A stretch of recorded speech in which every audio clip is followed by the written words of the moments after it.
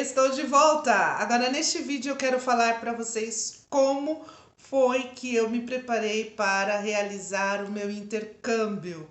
Vai algumas dicas aqui. Para você que ainda não me conhece, meu nome é Noemi, eu falo sobre a vida de solteiro depois dos 30. Eu estou fazendo a segunda parte do vídeo da minha viagem para os Estados Unidos. Eu falei no outro vídeo sobre os perrengues, né, que eu passei nos Estados Unidos, perrengue chique, tudo que a gente passou, mas graças a Deus superamos, não trouxeram traumas, trouxeram lembranças e alegrias. E agora eu quero falar para vocês assim sobre o meu intercâmbio. A primeira pergunta: qual é a idade certa para fazer o intercâmbio?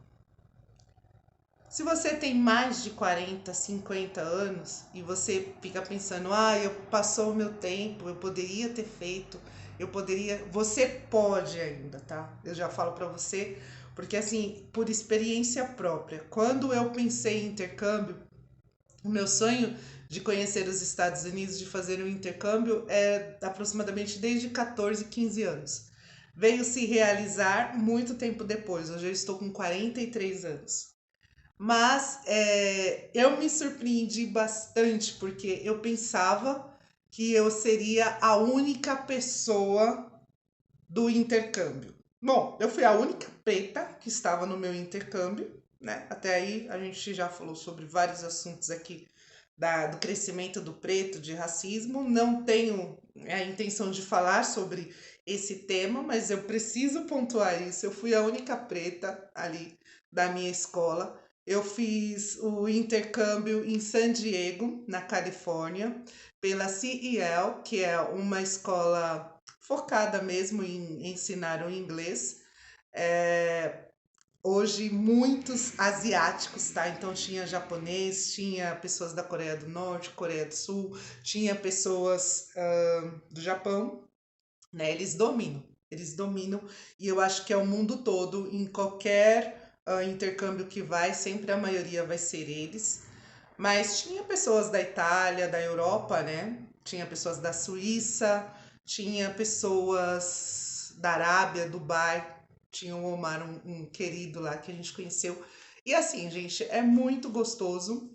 E falando da questão da idade, para não fugir, né?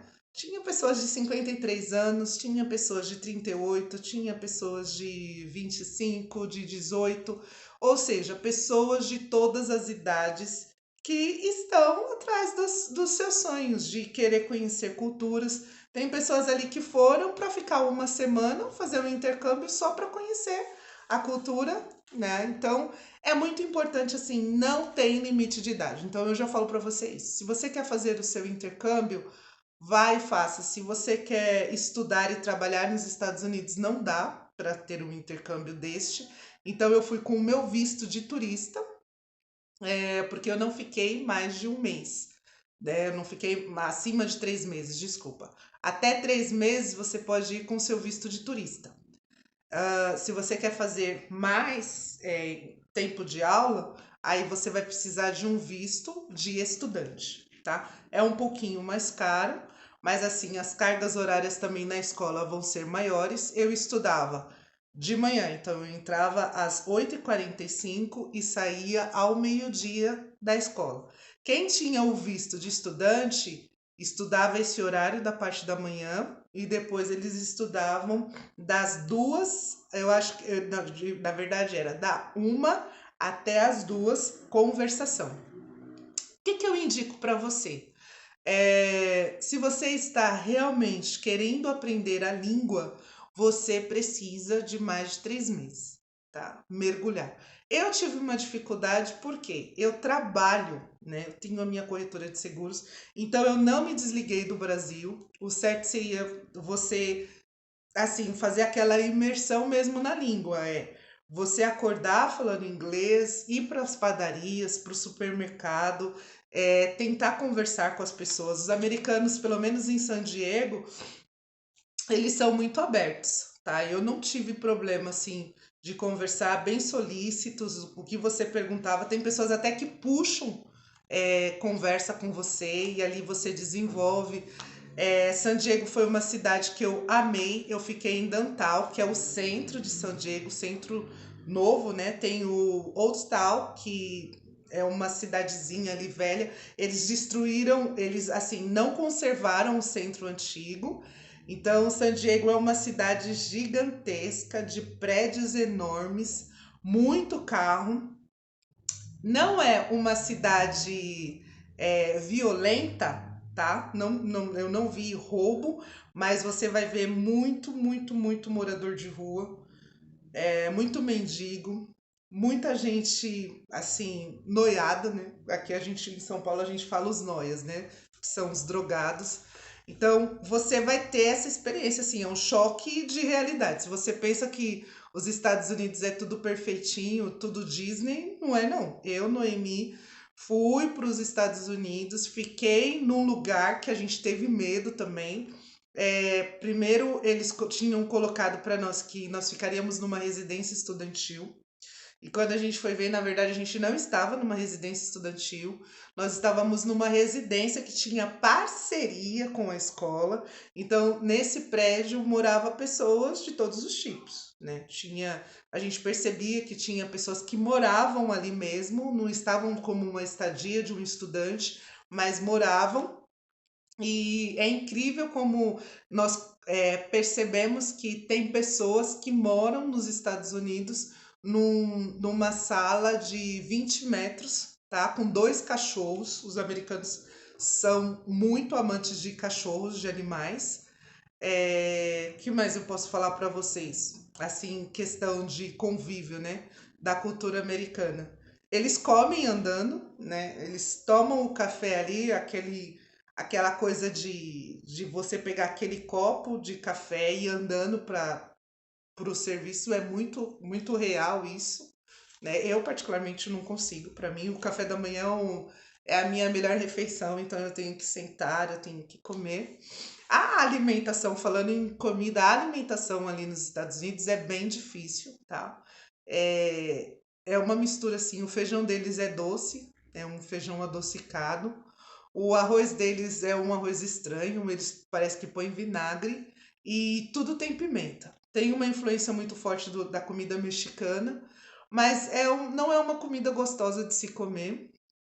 As minhas alimentações, na maioria das vezes, eu ia em um supermercado e eu fazia as compras, tinha uma cozinha comunitária, então ali a gente cozinhava. Mas quando a gente ia comer em restaurante, o tempero não é bom, era um tempero assim ruim, e o valor dos pratos expensive, muito caro mesmo, e você não sair saciado, né? Então teve esse problema. O estudante ele tem que ter uma consciência assim, muito clara que nem tudo é flores. Então eu vi muito estudante ali em depressão, eu vi pessoas chorando, eu vi pessoas querendo voltar para casa. Porque é um choque de realidade, né? Não é flores, nem tudo é flores. Vai ter um momento que você vai fazer atividade. A minha escola mesmo, ela fazia as atividades, né? De terça e quinta-feira, então a gente ia jogar bola, ia para zoológico, ia para museu, ia conhecer bairros, tudo em prol da língua. Só que assim, né? Você está num lugar que não é seu, então você pode ficar doente. Eu vou falar um pouco da residência que eu estava. Eu fiquei com uma outra brasileira. Isso para mim não foi legal, porque querendo ou não a gente acabava conversando em português, né? Falando em português. A engenharia lá desse prédio que nós estávamos era horrível, não tinha pia no banheiro. Então era uma banheira, um chuveiro horrível, e banho para mim é uma coisa que tem que me relaxar. O chuveiro era péssimo, era uma torneirinha assim que caía muito pouca água. Eu não sou baixinha, então o chuveiro batia, a minha cabeça batia no chuveiro. Era uma coisa horrível, gente. Horrível. Pra gente escovar o dente, a gente tinha que. Aí tinha o chuveiro em cima, uma torneira embaixo e a banheira. A banheira era podre. Os americanos, eles não são de fazer faxina como a gente costuma fazer. Então, eu olhava para aquela banheira, a gente tinha vontade às vezes de vomitar, sabe? Eles limpavam o quarto nosso, a cada 2 semanas. Eles deram duas toalhas já meio que eu olhei assim e falei, meu Deus, que toalha é essa? Eu fui comprar uma toalha pra mim, que eu falei, eu não sou obrigada a ficar com essa toalha podre, né? Vida de estudante não é fácil não, gente. Vocês acham que é tudo bonitinho? Não, não era tudo bonitinho. E aí o nosso quarto era uma bagunça, porque fugia, sabe? Um monte de pó em cima, e eles não são aqueles de passar pano, de limpar, de lavar. A menina que estava comigo, ela não se adaptou em escovar o dente na banheira, que tinha que abaixar para escovar o dente. Ela escovava o dente na pia da cozinha. E, meu, era nojento. Foi uma situação assim nojenta. O meu quarto, os americanos, eles não têm aquela construção que você tem uma parte do quintal na frente. Não, eles já fazem o seu quarto assim bem na calçada. Então já teve vez que a gente estava lá no quarto com a janela aberta porque era muito calor e não tinha ar condicionado. Tô contando só os Mas foi o que aconteceu, gente. Eu não vou mentir aqui pra vocês. Não tinha um ar-condicionado. E um dia eu com a cortina aberta, um homem ficou lá olhando o nosso quarto. Aí a minha amiga gritou, a minha Blue Maiden gritou, Roommate, né, na verdade. Gritou e falou, tem um homem espiando a gente. Eu falei, meu Deus do céu. Então eu dormia muito tranquila, sou muito tranquila assim pra dormir. Dormia bem assim, bem dizer, a janela bem de frente pra rua, né? Então é uma arquitetura meio diferente. É uma engenharia diferente a construção lá. E também o que eles usam bastante é a cortina nos banheiros, gente. Então, aquela cortina nojenta, quando você molhava assim, encostava no seu corpo. A gente que é acostumado aqui com box de vidro, tudo bonitinho no banheiro, né? Eles não, é cortina. E é muito comum, viu? Eu fiquei num hostel também em Los Angeles, que era cortina. Cortinona, assim, você puxa a cortina, toma banho. E vai. Mas é a vida de intercâmbio. Depois eu conversando com outras pessoas que já fizeram intercâmbio em outros países, falaram que os Estados Unidos estavam maravilhoso. Que nossa, que você tinha que se eu fosse para Inglaterra eu ia morrer no coração, porque eles são sujos, as cortinas são sujas, cheias de pó. Quem tem renite, filha, é carpete o chão, né? Quem tem renite, eles não aspiram todo dia, não. Então, o meu intercâmbio foi isso. Quanto às aulas, eu tive um perrengue. Isso daqui caberia até no perrengue lá do outro vídeo. O professor gostou muito de mim, tudo, super, super legal. Mas, gente, o professor, ele cheirava um sovaco. É sovaco que fala, né? Um sovaco, um cheiro ruim. A unha dele era meio suja, assim, por baixo, sabe? Aquele cabelo oleoso, assim, um fedor. E ele gostava de falar pertinho. E a gente, assim, né, não aguentava. E eu acho que ele tinha problema com bebida. Tinha não, eu acho não. Ele tinha problema com bebida. Um dia ele chegou atrasado e bêbado e deixou a gente fora. Ele abandonou a aula no meio do horário, assim, antes de terminar. Ele falou: eu sou um fracassado, eu me sinto muito mal e não sei o que, e foi embora. E assim, uns alunos ficaram com dó, outros alunos não ficaram com dó. Eu falei, peraí, mas se fosse no Brasil, eu nunca vi isso acontecendo no Brasil. Por que que a gente. Eles são tão exigentes, não é os melhores do mundo? Como assim? Não, eu vou falar com a diretoria. E eu cheguei para a diretoria e falei, ó, aconteceu isso, isso, isso. Eu gravei, né? Eu não podia só falar, mas eu mandei o vídeo. O professor, ele estava tão bêbado que era para ele escrever class e ele colocou somente um S. E aí ele não enxergava, sabe, o erro e ele via que tinha alguma coisa errada. Ele estava numa situação muito complicada, assim. Que isso me mostra o quê? Que às vezes a gente fala, se fosse nos Estados Unidos, se fosse em outro país, é só aqui no Brasil que acontece isso mesmo. Mentira. As falhas acontecem em vários países e o Brasil, ele é um país abençoado. O nosso metrô é extremamente limpo. Eu andava muito lá. A vida de intercâmbio, lá em San Diego é tudo muito longe.